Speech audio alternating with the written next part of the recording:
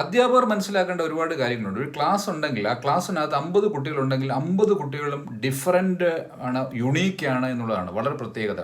നമുക്കും ആരോഗ്യപരമായ അല്ലെങ്കിൽ ഫിസിക്കലായിട്ട് തന്നെ അവരെ പല രീതിയിൽ തിരിക്കാം. ഇപ്പോൾ ക്ലംസി ചിൽഡ്രൻ എന്നൊരു ഗ്രൂപ്പുണ്ട്. ക്ലംസി ചിൽഡ്രൻ എന്ന് പറഞ്ഞാൽ നല്ല ബുദ്ധിയുള്ള കുട്ടികളാണ്, പക്ഷേ അവരെ ഒന്ന് മോട്ടിവേറ്റ് ചെയ്താൽ അവർ പഠിച്ചു തുടങ്ങും. പക്ഷേ അവർക്ക് അവരുടെ കഴിവിനെക്കുറിച്ച് ആത്മവിശ്വാസം ഇല്ലാത്തവരാണ് ക്ലംസി ചിൽഡ്രൻ എന്നൊരു ഗ്രൂപ്പ്. പിന്നെ സ്ലോ ലേണർ എന്നൊരു ഗ്രൂപ്പുണ്ട്. ഒരു 4, 5, 6 ഭൂരിഭാഗം കുട്ടികൾ ആ തരത്തിലുള്ള അവരെ റിപ്പീറ്റഡ് ആക്ഷനിലൂടെ മാത്രമേ അവരെ കറക്റ്റ് ചെയ്യാനും അവർക്ക് അത് മനസ്സിലാകാനും സാധിക്കുള്ളൂ. അപ്പോൾ സ്ലോ ലേണേഴ്സ് അങ്ങനെയാണ്. പിന്നെ ഒരു ഗ്രൂപ്പ് എന്ന് പറഞ്ഞാൽ ഗിഫ്റ്റഡ് ഗ്രൂപ്പ് എന്ന് പറയും. ഗിഫ്റ്റഡ് കുട്ടികളെന്ന് പറഞ്ഞാൽ അത് വളരെ ബുദ്ധിമാന്മാരാണ്. അവർക്ക് എന്തെങ്കിലും ഒരു തവണ പറഞ്ഞാൽ പെട്ടെന്ന് മനസ്സിലാക്കുകയും ഫോട്ടോജനിക് മെമ്മറി പോലെയുള്ള മെമ്മറിയുള്ള അതൊരു ക്ലാസ് എടുത്താൽ ചിലപ്പോൾ ഒരാൾ ഉണ്ടായെന്ന് വരും, ചിലപ്പോൾ ഒരു ക്ലാസ്സിൽ ഒരാൾ പോലും ഇല്ല എന്നും വരാം.